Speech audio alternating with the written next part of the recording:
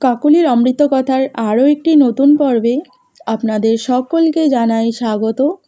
সামনেই আসতে চলেছে মনসা পূজা। 2024 সালে মনসা পূজা কবে, মনসা পূজা কী এবং কেন পালন করা হয়, মনসা পূজার সাথে সাপের কী তাৎপর্য, মনসা পূজার পূর্ণাঙ্গ সময়সূচি, সেটাই জানবো আজকের ভিডিওতে। তাহলে চলুন ভিডিওটি শুরু করা যাক।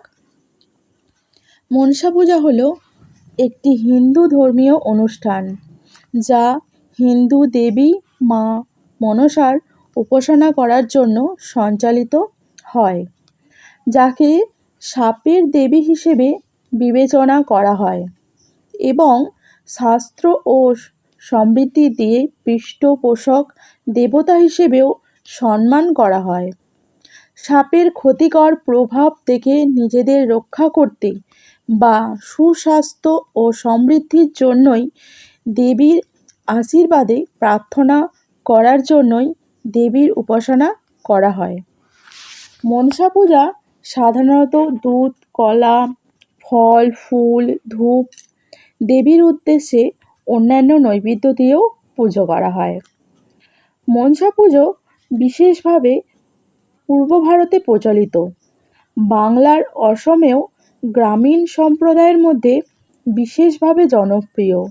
এই অঞ্চলগুলিতে মা মনসাকে একটি শক্তিশালী ও কল্যাণময় দেবী হিসেবে বিবেচনা করা হয়, যিনি ভক্তদের ক্ষতির থেকে রক্ষা করতে পারেন। এর ধর্মীয় তাৎপর্য ছাড়াও মনসা পূজা পূর্ব ভারতের একটি গুরুত্বপূর্ণ পুজো। মনসা দেবী হল সাপের একটি ইন্দ্রলোক দেবী।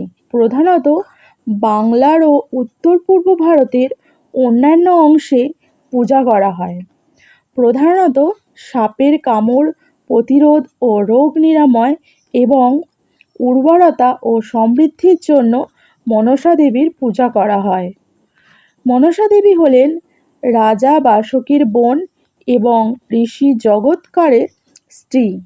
তিনি বিষহারা এবং পদ্মাবতী নামেও পরিচিত।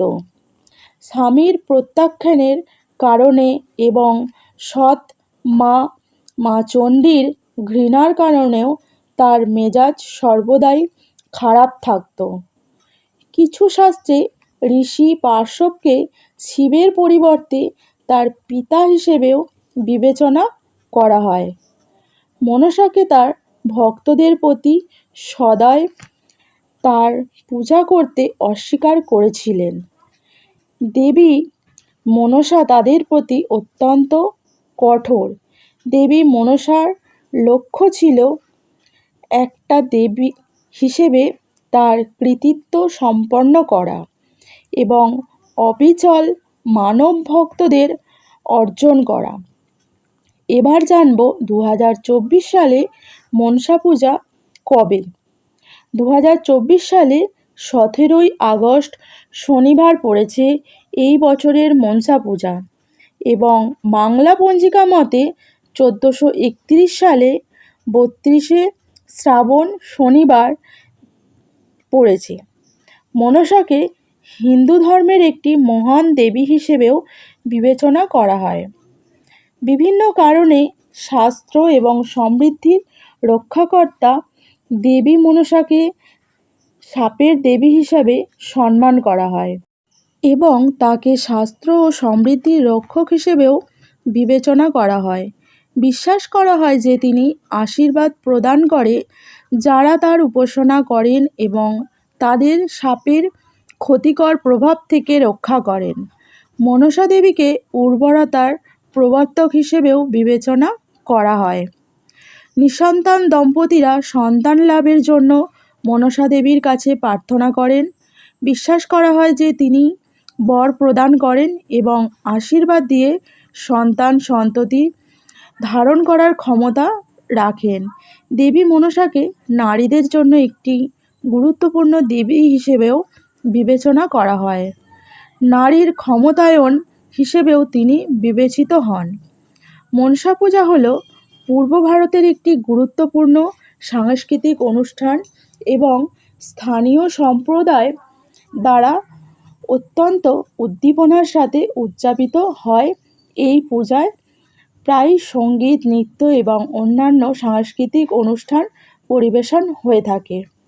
মনসা পূজার বেশ কিছু উপকারিতা আছে, যেমন সাপের কামড় থেকে সুরক্ষা।